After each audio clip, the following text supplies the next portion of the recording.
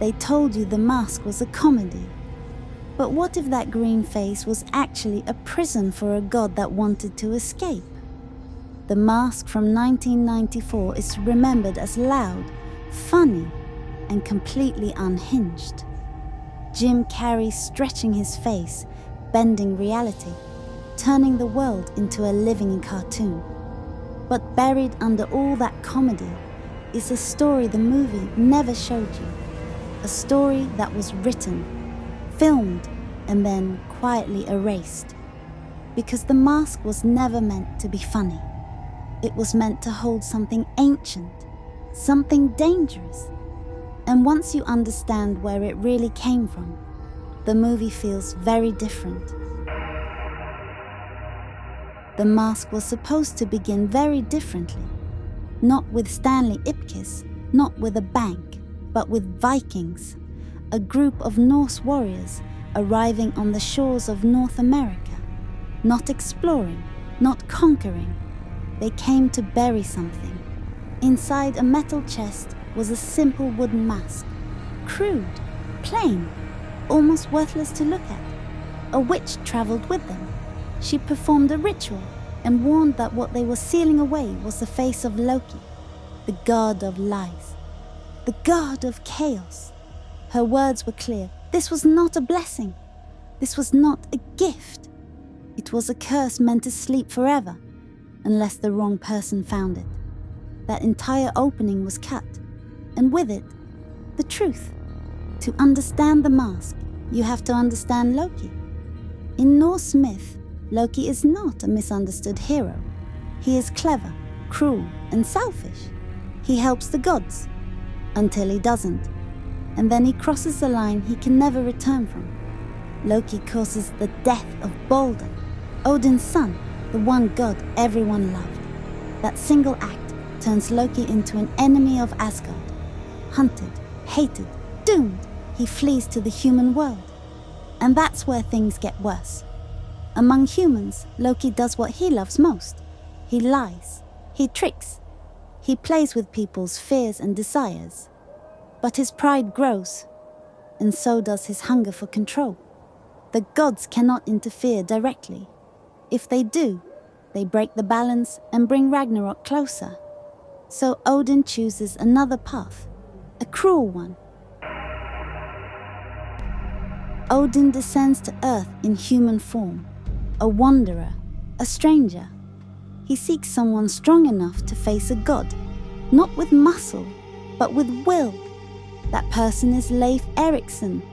Odin gives him instructions, not to kill Loki. That's impossible, but to trap him. The first step is creating an object that reflects Loki's very nature. A face, a mask. It is carved from ash wood by the greatest blacksmith of the age. No gold, no jewels, nothing that would draw attention. At this point, the mask has no power. It is empty, waiting. It is a vessel. Loki could not be forced into the open. He only appeared through tricks and illusions. So the Vikings did the unthinkable. They made a sacrifice, a poisoned heart offered to Loki. A rule even a god could not refuse. The venom weakens him, not enough to kill, but enough to slow him. And that is when they act. They hold him until dawn, because Loki is strongest at night and weakest in daylight. That weakness is burned into the artifact itself. When the sun rises, the witch completes the ritual. Loki's divine power is ripped from him and sealed into the mask. The god survives, but empty, the power remains. That is the mask. The mask alone was too dangerous. Even without a host, Loki's power could whisper, manipulate, influence.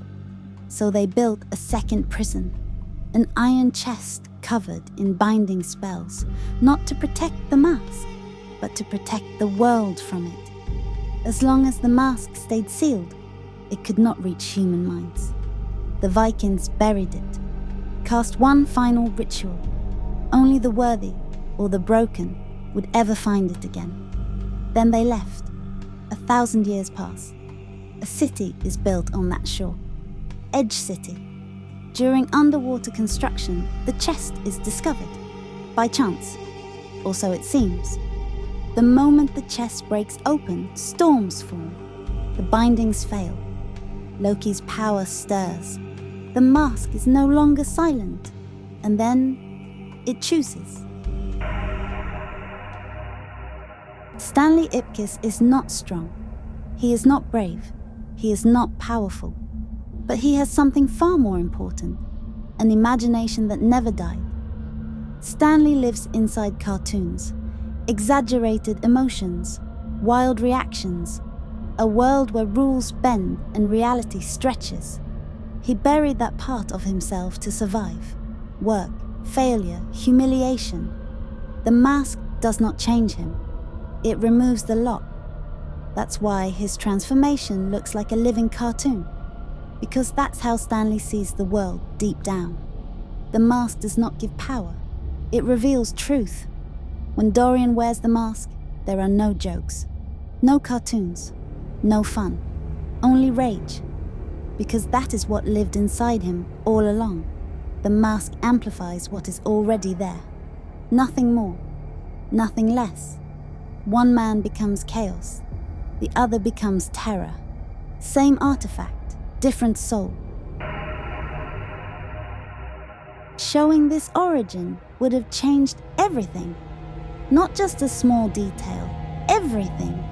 The tone would shift from wild comedy to dark mythology. The meaning would stop being about a shy man finding confidence and start being about a god trying to escape his prison. The message would no longer be light and playful. It would be dangerous. Because once you know the mask holds the stolen power of Loki, every joke feels different. Every grin feels forced. Every transformation feels less like freedom and more like possession. Think about it. If the movie opened with Vikings performing a ritual under a blood-red sky, if we saw Loki's power ripped from him and sealed into wood, if we understood that the mask was built as a trap, would you still laugh the same way? Probably not. The studio didn't want gods being stripped of power. They didn't want sacrifice. They didn't want destiny. They wanted a summer hit. Something loud. Something fun. Something you could sell on posters and lunchboxes. And that makes sense. But here's the thing. Even when they cut the origin, they couldn't cut the fingerprints. The clues are still there. The mask only works at night. Why? Because that's when Loki was strongest. Storms form when its power awakens. Why? Because divine energy breaking free was never meant to be quiet. The mask chooses its host. It creates illusions. It pulls Stanley toward it. That is not random. That is a trapped force reaching for a mind it can use. And once you see that pattern, the whole film shifts. Stanley doesn't just find confidence. He becomes a vessel, a channel, a living doorway. The mask is not funny. It is not harmless. It is a god's prison disguised as a joke. It doesn't corrupt you. It unmasks you. It strips away shame. It removes fear. It lets your hidden self take control without limits. And that's not comedy. That's temptation. Because the real horror of the mask isn't the green face. It's the idea that if something removed your limits, you might not like what comes out. And once you understand that, the mask stops being a goofy 90s classic.